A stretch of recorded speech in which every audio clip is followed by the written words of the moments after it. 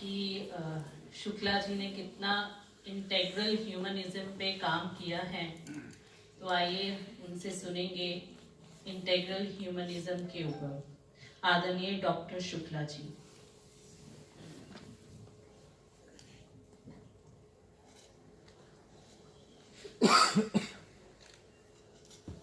नमस्कार। ओम शांति। और इसके साथ साथ हम लगाते हैं बाबा नाम केवलम, क्योंकि इसका मतलब मैं बता दूं, जनरली बाबा का मतलब होता है प्यार। जिसको हम श्रद्धा करते हैं, जिनको हम प्यार करते हैं, उनको बोलते हैं बाबा। तो वो हमारे पिता हैं। तो पिता हैं जो सर्वव्यापक सत्ता है, उन्हीं से सबका जन्म हुआ है, सारी सृष्टि का जन्म हुआ है। और वो जो सत्ता है वो हम उनकी संतान हैं। तो वो हमारे कौन हुए? बाबा। और छोटे बच्चे को भी हम बाबा बोलते हैं प्यार से। और बाबा जो शब्द है ये पूरे विश्व में व्यापक, मतलब पूरे विश्व में व्यापक है और इसमें कोई कंट्रोवर्सी नहीं है, क्योंकि प्यार से भरा हुआ है बाबा। तो उनके हम कौन हो गए? हम उनके हो गए छोटे छोटे मिनी बाबा। और एक बाबा जो हमको उनको मिलाने के लिए और एक आत्म रूप में डालने के लिए जो हमको ले जाते हैं नर से नारायण बनने के लिए, तो वो बाबा। तो बाबा मतलब बाबा नाम केवलम, मतलब चारों तरफ से प्यार ही प्यार। तो हम बाबा नाम केवलम पुकारते हैं, तो वो भी हमारे लिए कहते हैं बाबा नाम केवलम, क्योंकि हम उनकी संतान हैं। तो ये एक मंत्र है। तो हम भी इस चीज को, एकात्म मानवतावाद का पूरा भाव इसके अंदर छुपा हुआ है बाबा नाम केवलम। तो ये आज के तौर पर एकात्म मानवतावाद के लिए जो बात कही गई थी, क्योंकि आंतरिक प्रदूषण में शपथ दिलाऊंगा सबको थोड़ी देर में, लेकिन उसके पहले जो एक मूल विषय, जो प्लास्टिक कचरा, मैं प्लास्टिक नहीं बोलता, क्योंकि हमने पहले 5 साल पहले ये मुहिम शुरू की थी, तब कुछ भी लोगों को समझ में नहीं आ रहा था। लोगों को पता ही नहीं चल रहा था कि ये कैसे हटेगा, क्या चीज है। तो हमने पर्यावरण में करी, मंत्रालय में अपने यहाँ पर मोदी जी के अभी जो है हमने कई लेटर्स लिखे। फिर जो एक थीम रखी गई थी, तो मैंने बहुत आग्रह किया, जो वर्ल्ड की थीम थी पिछले साल में, जो इसके लिए मैंने कहा ये प्लास्टिक, बीट प्लास्टिक पॉल्यूशन पे तो कम से कम रखना चाहिए, ताकि यहाँ से आवाज जाए, क्योंकि आने वाले कल में अचानक इमरजेंसी डिक्लेयर हो जाएगी तो मुश्किल हो जाएगा। क्योंकि पैसिफिक के अंदर, प्रशांत महासागर में दो बहुत बड़े पैच प्लास्टिक के बन चुके हैं, जो मैक्सिको और टेक्सास से भी बड़े हैं। और ये कचरा जरूरी नहीं है, क्योंकि वो हवाई के पास है, तो बहता हुआ कहीं भी आ जाएगा। ये हम कहेंगे कि विदेश में आ गया, हमारा क्या लेना देना, ऐसी बात नहीं है। तो इसको हमने बहुत स्टडी की। तो जब हम कहते थे प्लास्टिक हटाओ प्लास्टिक हटाओ, तो काफी कंट्रोवर्सी हो गई। मेरे पास फेसबुक में दूसरे सामने गए थे, तो आपके चश्मे में भी प्लास्टिक है, तो उसको कैसे हटाओगे? घड़ी में प्लास्टिक है, प्लेन में प्लास्टिक है, टीवी में प्लास्टिक है, मोबाइल में प्लास्टिक है, आप ऐसे कैसे कहते हो कि प्लास्टिक हटाओ? कैसे हटा सकते हो प्लास्टिक को?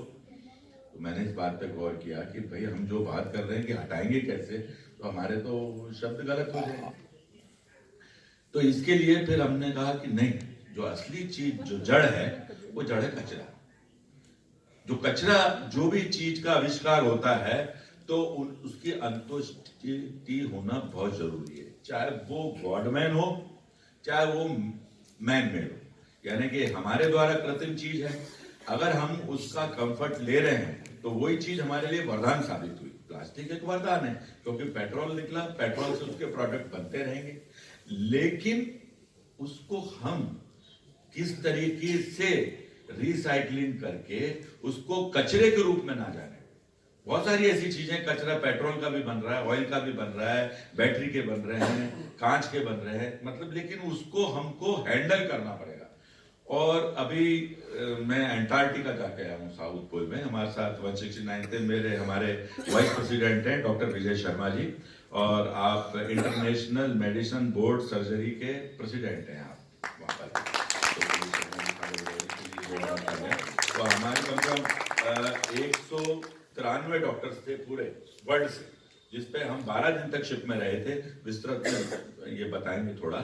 तो इसके पहले मैं बता दूं कि फिर हमने स्टडी करके कि हमने फिर इसके ऊपर, क्योंकि जो स्टूडेंट होते हैं, जो बच्चे हैं या दूसरे, उनको जानकारी अच्छी तरीके से होनी चाहिए। अब हम मंत्रालय में जाते थे, वहां भी बिखरा हुआ था सारा ज्ञान, यानी कि किसी को कुछ इल्म नहीं था कि कैसे करें, कहां से शुरू करें, क्या सिंगल यूज में लें। तो बहुत सारी चीजों को फिर हमने देखा। तो मेरा एक बहुत बड़ा एक लेख टाइम्स ऑफ इंडिया में आया, क्योंकि इधर से तो चिंता की बात ये हो रही थी कि बाहर से जो प्लास्टिक को आ रहा है, क्योंकि वो जो कंट्रीज हैं, डेवलप कंट्रीज हैं, वो प्लास्टिक को यूज करते हैं और ऐसी कंट्रीज को भेज देते हैं, क्योंकि उनके लिए तो फ्री में भी जाएगा तो चलेगा। लेकिन यहाँ जो हमारे चाइना ने बैन कर दिया, दूसरी छोटी कंट्रीज ने बैन कर दिया। अरे मैंने कि ये क्या हो रहा है, क्योंकि यहाँ सबसे बड़ी हमारी जो प्लस पॉइंट है, जो हमारे रैक पिकर्स हैं, वो रैक पिकर्स उनको बीन लेते हैं। वहां वो सुविधा नहीं है बाहर में, तो वहां सुविधा नहीं होने के कारण उनको कॉस्ट ज्यादा पड़ती है, तो रिसाइकल उनके लिए महंगा पड़ता है, तो वो फ्रेश ही चीज बनाते हैं। लेकिन हमारे यहाँ तो ये है, और ये बेकार हो रहे थे। 40 लाख परिवार इसके अंदर इन्वॉल्व हैं। मैंने कि ये जो कचरा है इस तरह से बढ़ता जाएगा और हमारे परिवार बेकार हो जाएंगे। तो इस तरीके से मैंने वहां पर अपने पीएम हाउस में चिट्ठियां लिखी, यहाँ पर पर्यावरण में हमने मंत्रालय में बताया, उनको अवगत कराया कि ये स्थिति है। हर्षवर्धन जी ने इसमें काफी सहयोग दिया वहां से हमको, और फिर हमने अल्टीमेटली इसके ऊपर, आपको ये जानकर ताज्जुब होगा, क्योंकि गवर्नमेंट की पॉलिसी चेंज करना, क्योंकि उद्योगों का उनके ऊपर बहुत प्रेशर था, ये चेंज करना बहुत बड़ी बात थी। और अल्टीमेटली 3 महीने पहले हमको ये सफलता प्राप्त हुई कि हमने जो है इसके अंदर बैन कर दिया। तो ये अब हम इसको देखा कि मैंने कि जो पैकेजिंग होती है, ये पैकेजिंग कितने कितने परसेंटेज किस किस में जा रही है। यानी कि अभी आप देखेंगे कि ये आप भुजियाएं आती हैं, ये भी प्लास्टिक में आते हैं, ये आपके ट्रेट्रा पैक हैं, ये भी सब उसमें आ रहा है। जो ट्रेट्रा पैक है, बोलने के लिए वो कागज है, लेकिन वो 3 लेयर का होता है, उसको रिसाइकलिंग की कॉस्ट बहुत पड़ती है, और वो खाली अभी 30% ही रिसाइकल हो पा रहा है। तो वो अभी तक उस पर ध्यान नहीं गया है, तो मैंने ध्यान आकर्षित करा है, क्योंकि वो फ्रूटी में देखो, हर चीज में देखो वो जा रहा है। जो पैट है, वो पैट हमारा 80 से 90% रिसाइकल होता है। और जो थैलियां हैं, जो पतले गिलास हैं, पतली थैलियां, इनका कंजम्पशन इतना बढ़ गया कि हर धार्मिक समारोह में, बर्थडे पार्टी में, शादियों में आप देखेंगे जो छोटे छोटे पतले गिलास में, अब उनको वो रैक पिकर नहीं मिलते, क्योंकि इतना दाम नहीं मिलता, इतना हल्का होता है। तो वो क्या है कि वो तेजी के साथ छोटे छोटे गांव में, जहां नगर पालिका नहीं है, वो थैलियां। तो हमने ये देखा कि जो एसेंशियल चीजें, बहुत जरूरी चीजें, जैसे दूध की थैली है, वो 40% होती है। तो अब हमको क्या करना पड़ेगा कि उद्योग जो ऐसे प्रोडक्शन वाले हैं, हम उनको इकट्ठा कर रहे हैं कि भाई आप आओ, आपकी जिम्मेदारी बनती है, आप इसके अंदर आके एक भागीदारी निभाओ। आप प्रोडक्शन करते हैं, प्रॉफिट कमाते हैं, तो उसमें समाज के अंदर आप इस चीज को कचरा निपटाने में मदद कीजिए। दूसरी, सरकार से हम अपील कर रहे हैं कि आप जो है ये जो रिसाइकल हो सकती है, अब जैसे जिला, हर जिले के अंदर ऐसी इंडस्ट्रीज को आप बढ़ावा दें, उनके लिए सब्सिडीज का प्रोविजन करें और लोगों को आमंत्रित करें कि ऐसी रिसाइकिल की इंडस्ट्रीज लगाएं, ताकि डिस्ट्रिक्ट लेवल पे वो प्लास्टिक का कचरा ना जाए। तो वो 4 मंत्र दिए उसके लिए। 4 मंत्र क्या? रिसाइकल, रीयूज, रिड्यूस और रिफ्यूज। जिसके मतलब 10% है, तो आप उसको रिफ्यूज कीजिए। मतलब आप जैसे पतली थैलियां हैं, पतले गिलास हैं, हमने गाने बनाए 7 भाषाओं में यहाँ पर प्लास्टिक के ऊपर, तो वो गाना भी हम आपको बताएंगे कि किस तरीके से भयंकर परिस्थिति उसकी पैदा होगी।